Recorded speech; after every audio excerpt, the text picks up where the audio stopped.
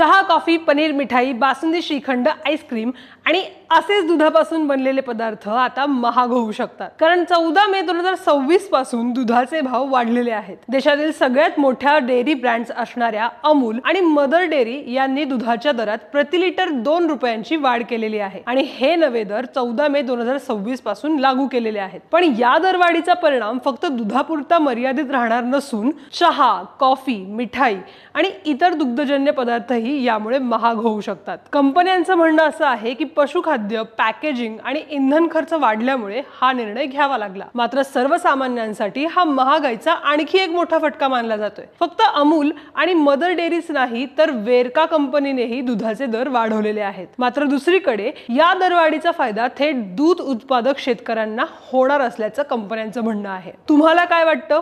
ही दरवाढ योग्य आहे का? याचा फायदा खरंच शेतकऱ्यांना होईल का? कमेंटमध्ये नक्की सांगा आणि अशाच अपडेटसाठी मनीमॅक्स मराठीला फॉलो करायला विसरू नका।